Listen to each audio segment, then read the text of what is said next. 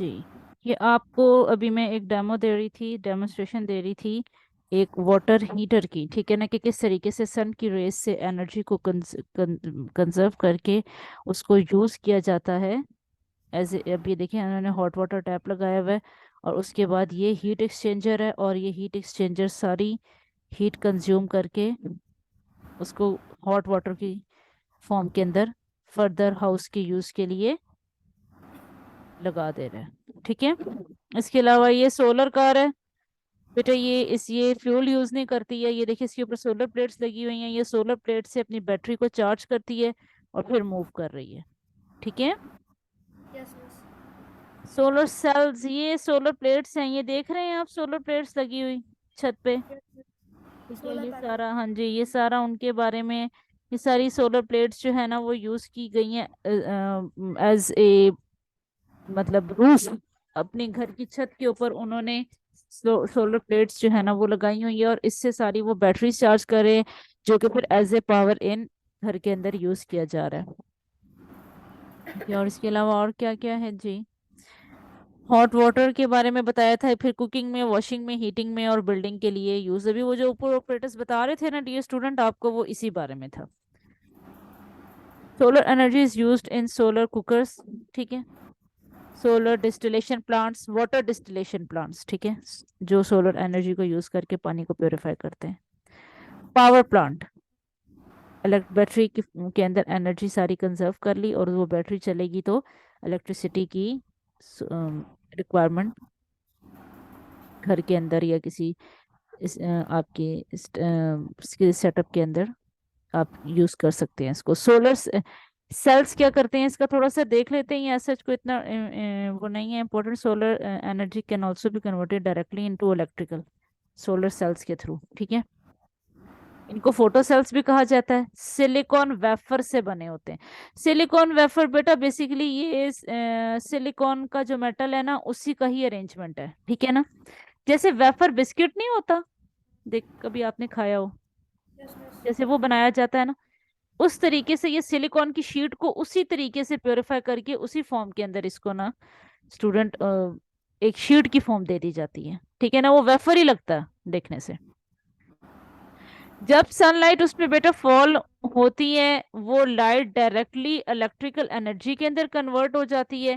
फिर solar cells are used in calculator, calculator के अंदर भी सोलर सेल्स, आपका कैलकुलेटर है ना अभी, यस मिस। उसके अंदर भी कैलकुलेट उस कैलकुलेटर के अंदर भी हो यूज हो रही है, वॉचेस के अंदर भी यूज हो रही है, टॉयज के अंदर भी यूज हो रही है, ठीक है ना। Large number of solar cells are varied together to form solar panels, ठीक है ना। फिर वो बहुत ज्यादा सोलर सेल्स, ये देखिए, अब ये इस पैनल को देखिए तो इस पैनल के अंदर कितने कितने ब्रिक्स की तरह के आपको नजर आ रहे हैं ना, ठीक है। जी। ये सोलर सेल्स हैं बेटा, सारे अरेंज होके पूरा एक पैनल बना रहे हैं, ठीक है। और ये solar panels can provide power to telephone booths को देता है जी, लाइट हाउसेस को, साइंटिफिक रिसर्च सेंटर्स में, ऑफिसेस के अंदर, होम्स में, ठीक है, यूज होता है। और इसके अलावा ये ना सैटेलाइट्स के, जिस तरह आपके एरोप्लेन के इंजन है ना, उस तरीके से सैटेलाइट के दोनों तरफ भी इन सोलर पैनल लगे होते हैं, ठीक है। वो जितनी बैटरी और एनर्जी है ना वो सारी सोलर पैनल एब्जॉर्ब करते हैं, और उसके बाद जो है ना वो जिस तरह आपकी satellite around the orbit of earth move करती है, तो उसी तरीके से ये मूव कर मतलब उसी तरीके से उसके अंदर जितनी भी मैकेनिकल पार्ट्स हैं उनको ऑपरेट करने के लिए हम इस उधर बैटरी से लेके एनर्जी यूज कर सकते हैं, ठीक है। अभी मेरे पास कोई डायग्राम अच्छी नहीं है, अगर यहाँ पे ना कोई सैटेलाइट बनाई होती तो आपको पता चलता कि कैसे देखते हैं। सैटेलाइट नहीं डियर स्टूडेंट बनाई हुई। नहीं, अब एनर्जी और मास का रिलेशन, अच्छा ये एक टॉपिक है जो आपका सिर्फ इम्पोर्टेंट है। एनर्जी एंड एनवायरनमेंट, इसके अंदर ज़्यादातर पोल्यूशन का ही जिक्र होगा,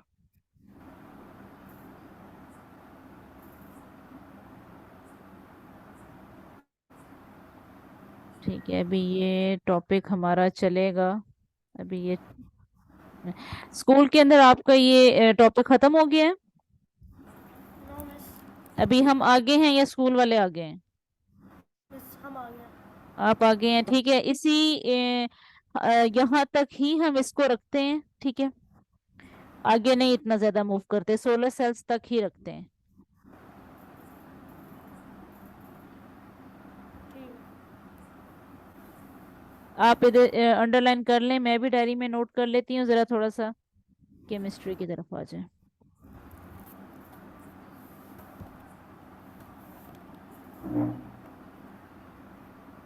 बॉइलिंग पॉइंट टेम्परेचर, और इधर क्या था?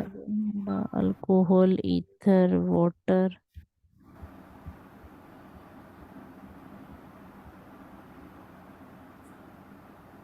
हमने कल का टॉपिक चॉल्स लॉ किया था ना?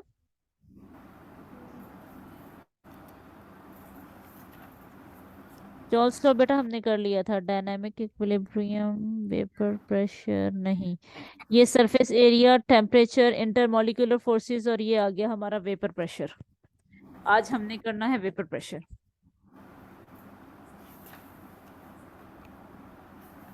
ठीक है, यही है। यस निकाल मिस। लें थोड़ा सा, जरा बॉयल्स लॉ को भी, चॉल्स लॉ को भी एक नजर देख लें।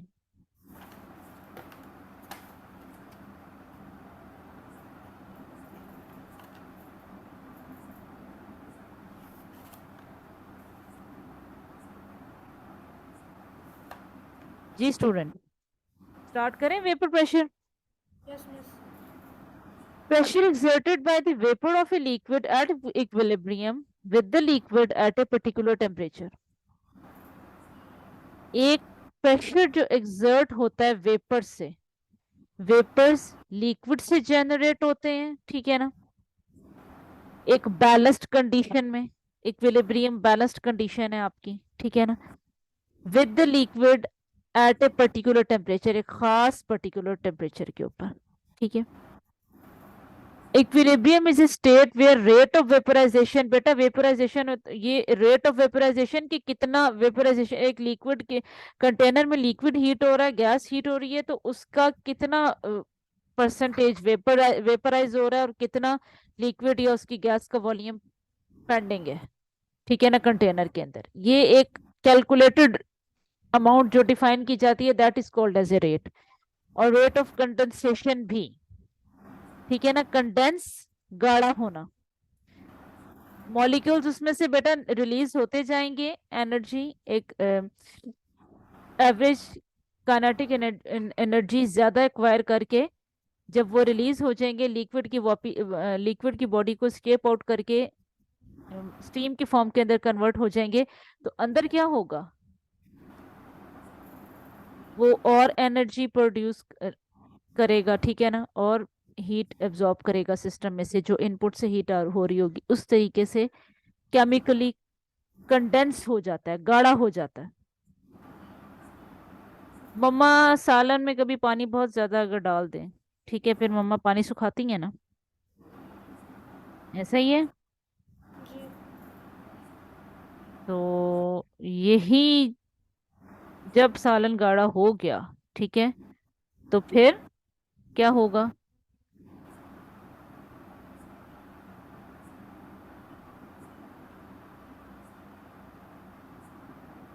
कभी आपने देखे कि वो बेटा जो खाना पकड़ा होता है उसमें से वेपर्स निकल रहे होते हैं ना, धुआं निकल रहा होता है, वो वेपराइजेशन है, ठीक है। जब एक्स्ट्रा पानी निकल गया, ठीक है, तो फिर इनपुट चूल्हा बंद कर दिया, सालन आपका तैयार है, और वो जरा थोड़ा सा मसाला होगा, गाढ़ा होगा, ठीक है, कंडेंस होगा, बहुत खुश होके अहमद खाएंगे। अब समझ आई वेपर प्रेशर? Yes miss. ठीक है। अब ये जरा देखिएगा, लिक्विड है जी, कोई हीट दे रहे हैं उसको, वेपराइजेशन भी हो रही है, कंडेंसेशन भी हो रही है, और वेपर्स भी प्रोड्यूस हो रहे हैं। जब वेपोराइजेशन हो रही है, वेपर्स प्रोड्यूस हो रहे हैं, देन अगेन लिक्विड के ऊपर क्या इफेक्ट हो रहा है, कंडेंस होता जा रहा है, गाढ़ा होता जा रहा है। From the open surface of a liquid, molecules evaporate and mix up with the air, and when we close a system, evaporated molecules start gathering over the liquid surface, ठीक है। When we close a system, और जैसे ही हम एक, अच्छा कि system है, एक कंटेनर के अंदर लिक्विड है, हम उसको हीट कर रहे हैं, ये एक सिस्टम है जिसके अंदर एक केमिकल फिनोमिना को हम स्टडी कर रहे हैं, ठीक है। Yes miss. evaporated molecules start gathering over the liquid surface, वो सारे के सारे evaporated molecules जो है ना वो लिक्विड की सरफेस के ऊपर गैदर होने शुरू हो जाएंगे. Initially vapours condense slowly to return to liquid. अच्छा, जो वेपर्स होते हैं ना बेटा, वो जो स्टीम होती है, आपने कभी देखा है जब गरम गरम वो मतलब हम एक बर्तन की ही एग्जांपल ले लेते हैं, ठीक है ना. फॉर एग्जांपल कभी दूध गरम करके उसको कवर करके रखें, तो जब वो गरम गरम आप कभी उठा के देखें तो सारा जो स्टीम होता है ना अंदर, वो कंडेंस होके दोबारा लिक्विड की फॉर्म के अंदर कन्वर्ट होके बेटा बर्तन की जो प्लेट, कवर्ड प्लेट होती है, उसके ऊपर लगा होता है ना. जी. मम्मा ने कितनी दफा बोला है दूध की गर्म पतीली को हमद हाथ नहीं लगाना.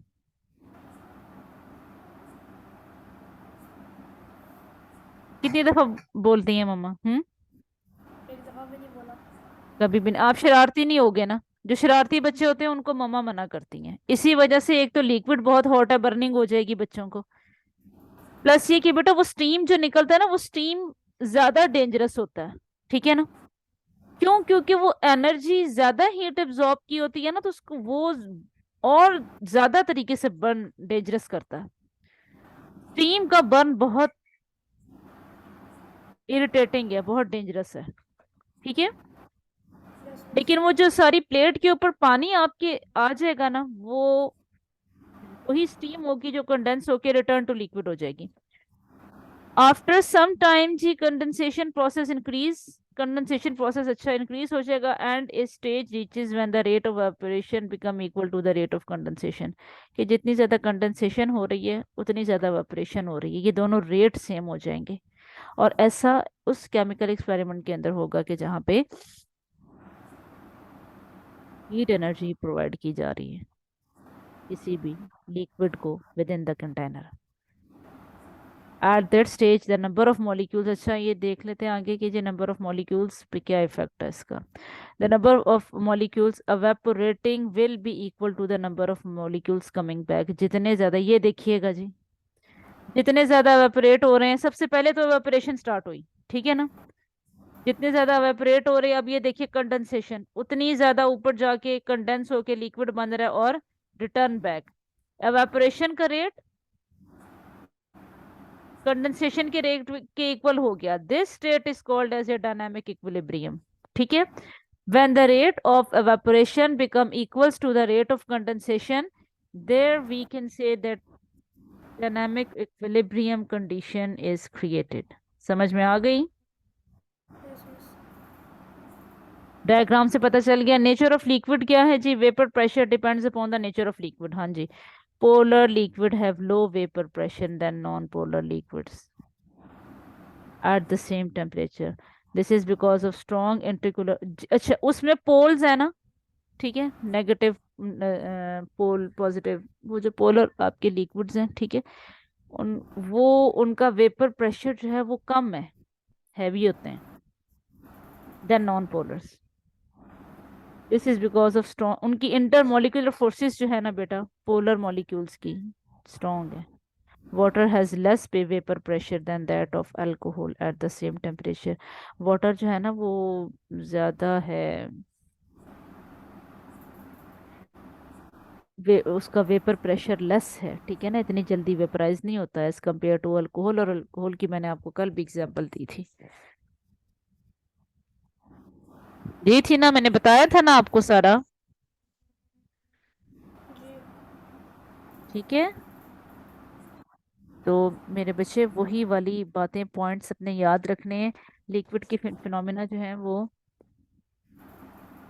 उसी तरीके से ही कुछ फ्लक्चुएशन के साथ साथ न्यू थेरीज को जनरेट करते हैं.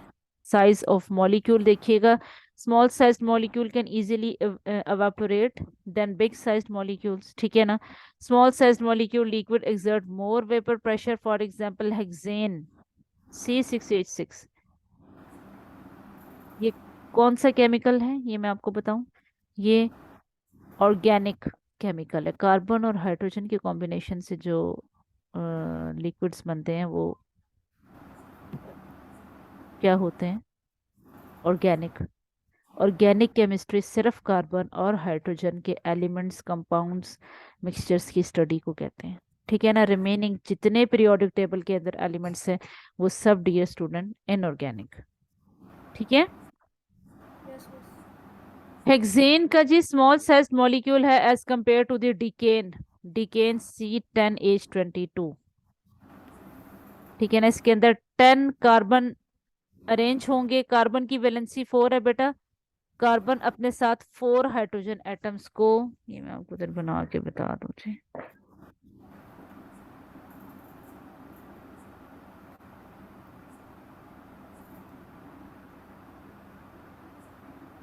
ये देखिए कार्बन, कार्बन की वैलेंसी 4 होती है।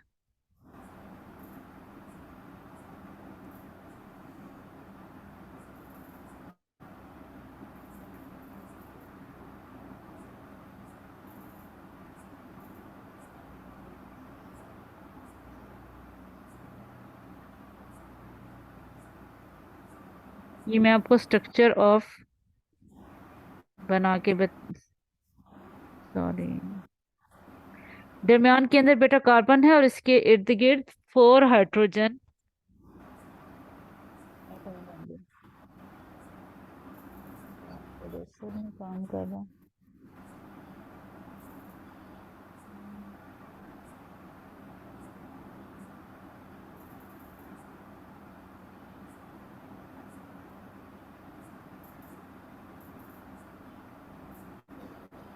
यहाँ पे वो नहीं है।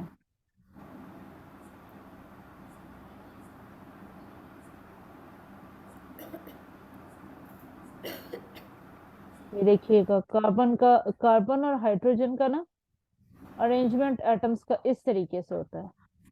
समझ में आ रही है अब आपको? Yes, ये है CH4 मीथेन। जब हेक्सेन है तो इसी तरीके के कार्बन के, कार्बन का कार्बन के साथ डबल बॉन्ड होगा, हाइड्रोजन यहाँ से एलिमिनेट हो जाएगा। ठीक है ना। तो चेन बन जाएगी डियर।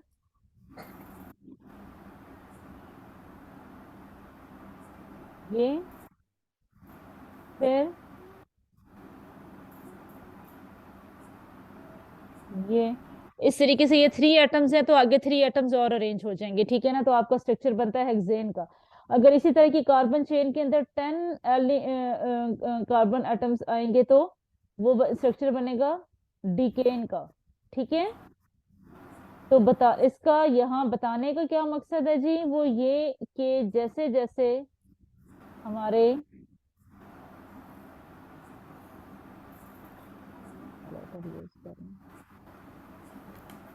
जैसे जैसे हमारे लिक्विड्स जो है ना वो उनकी मतलब ये कि उनका मॉलिक्यूलर साइज उनके मतलब उनका मॉलिक्यूल्स का साइज वेरिएट करता है, उस तरीके से उनकी बिहेवियर्स के अंदर डिफरेंस आता है।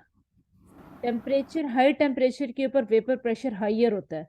जाहिर बात है हाई टेम्परेचर है, एनर्जी ज्यादा मिल रही है, लिक्विड को ज्यादा काइनेटिक वो एनर्जी एब्जॉर्ब कर रहे हैं लिक्विड से, इसके ऊपर होने आपका वेपर प्रेशर ज्यादा होगा। ठीक है ना। लो टेम्परेचर के ऊपर इतना नहीं होता। At elevated temperature, the kinetic energy of the molecules increase enough to enable them to vaporize and exert pressure. Elevated temperature, जैसे जैसे ही टेम्परेचर इंक्रीज होता है काइनेटिक एनर्जी ज्यादा आती है। ठीक है ना। एलिवेटेड इंक्रीज हो रहा है तो आपकी काइनेटिक एनर्जी ज्यादा आएगी, आपको मॉलिक्यूल्स ज्यादा वो अवेलेबल हो, काइनेटिक एनर्जी उनको ज्यादा अवेलेबल होगी, वो वेपराइज होंगी और प्रेशर कंटेनर के ऊपर ज्यादा एक्सर्ट होता है। थोड़ी सी एग्जांपल से देख लीजिएगा। ये relationship of vapour pressure of water with temperature. ये H2O वाटर 0 डिग्री सेंटीग्रेड पे कितना वेपर प्रेशर दे रहा है, 20 पे कितना दे रहा है, 40 डिग्री सेंटीग्रेड। ये सेंटीग्रेड की वैल्यूज दी हुई हैं और आगे दिया हुआ है बॉइलिंग पॉइंट जी। When a liquid is heated its molecules gain energy, common बात है, ये तो आपको भी पता है। Number of molecules which have more than average kinetic energy increases. ठीक है ना। More and more molecules become energetic enough to overcome the intermolecular forces. जितने जितने एनर्जी ज्यादा गेन करेंगे उतना उतना वो जो बॉन्डेज होती है ना इंटरमॉलिक्यूलर फोर्सेस की, वो अहमद ब्रेक हो जाती है। ठीक है, जब वो ब्रेक होती है तो लिक्विड बॉयल होना शुरू हो जाता है।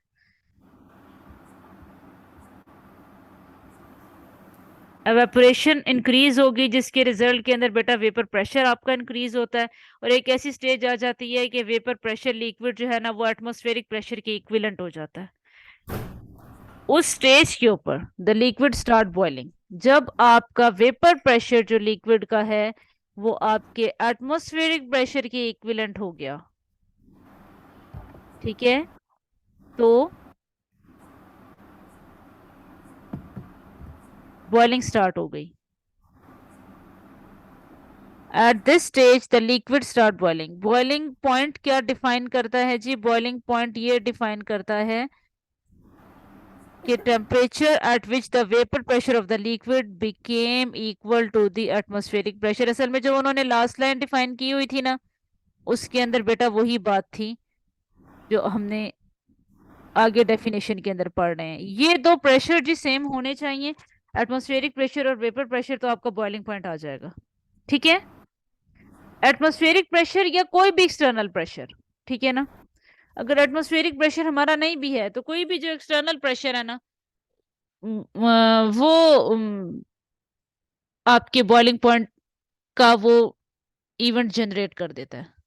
ठीक है, increase of vapour pressure of diethyl ether, ये एक केमिकल है डाइथाइल ईथर, या इसको सिंपली ईथर भी कहा जाता है, अल्कोहल और साथ वाटर।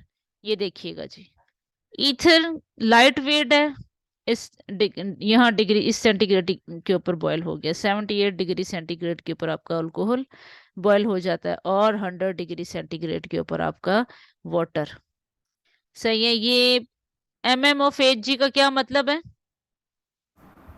डायग्राम में देखिएगा, MM(Hg) बेटा अमूमन जो हमारे ये प्रेशर मेजरमेंट, हमारे मेजरमेंट के जो इंस्ट्रूमेंट्स होते हैं ना उनके अंदर ज्यादातर मरकरी यूज किया जाता है। मरकरी का जो केमिकल सिंबल है ना वो Hg है, ठीक है ना। और जहां जहां MM(Hg) का मतलब लिखा तो इसका मीनिंग ये होता है कि इतने मिलीमीटर्स ऑफ मरकरी।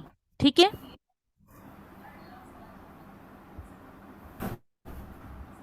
अहमद समझ आ रही है इस आर्टिकल की?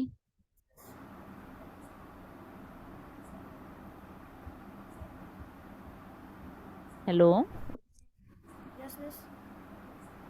ठीक है। ये बेटा ये इन्होंने नेचर ऑफ लिक्विड बता दी हुई है, polar liquids have higher boiling points, हमने ये पहले भी स्टैब्लिश हो चुका है। जो नॉन पोलर लिक्विड्स हैं बेटा उनके स्ट्रॉन्ग इंटरमोलिकुलर फोर्सेस है और उनके बॉइलिंग पॉइंट्स जो हैं वो इतने वो नहीं अर्ली रीचेबल नहीं है। इंटरमोलिकुलर फोर्सेस बहुत इंपॉर्टेंट रोल प्ले करती हैं बेटा, जिनकी इंटरमोलिकुलर फोर्सेस स्ट्रॉन्ग होती हैं उनके बॉइलिंग पॉइंट्स हाई होते हैं, जिनकी इंटरमोलिकुलर फोर्सेस वीक होती हैं उनके टेम्परेचर लो होते हैं। ठीक है, लो टेम्परेचर पे बॉयल हो जाती हैं। एक्सटर्नल प्रेशर क्या है जी? Boiling points of liquid depend upon external pressure. Boiling point of liquid is controlled by the external pressure. कैसे? In the way it can be increased by increasing the external pressure and vice versa. Example दिए, working of pressure cooker बताई थी ना आपको, pressure ज्यादा generate होगा तो boiling point जल्दी। अच्छा देखिए मेरी बात सुने, एक सिंपल एग्जांपल मैं आपको देती हूँ। दो चूल्हे, एक के ऊपर आपने एक पतीले में पानी डाल के रख दिया, स्पीड चूल्हे की वही है, और उतने के ऊपर आपने प्रेशर कुकर के अंदर पानी आप डाल के उसको रखते हैं। ठीक है, जो प्रेशर ज्यादा एक्सर्ट करेगा उसका बॉइलिंग बॉइलिंग पॉइंट अर्ली आएगा। ठीक है, fine. Yes, miss. Freezing point क्या है जी? जब आपका लिक्विड बिल्कुल एक सॉलिडिफाई हो जाता है, ठीक है ना, एक सॉलिड स्टेट के अंदर आ जाता है।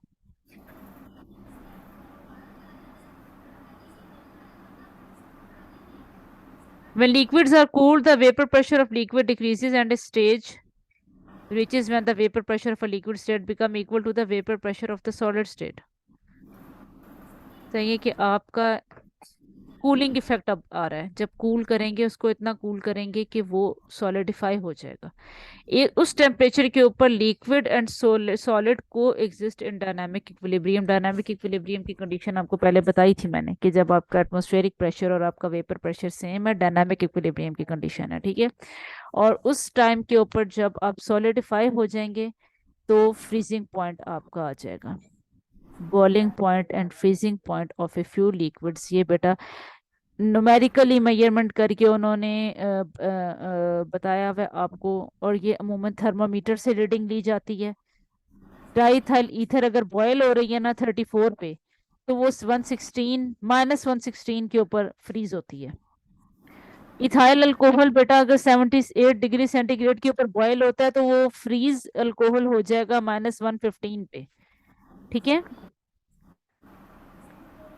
वाटर बेटा हमारा 100 डिग्री सेंटीग्रेड पे बॉयल होता है और 0 डिग्री सेंटीग्रेड के ऊपर हो जाता है फ्रीज। ऑक्टेन और एसिटिक एसिड के बारे में ये उनके न्यूमेरिकल वैल्यूज दी हुई हैं कि वो कौन से डिग्री के ऊपर बॉयल होते हैं और कौन सी डिग्री के ऊपर फ्रीज हो जाते हैं।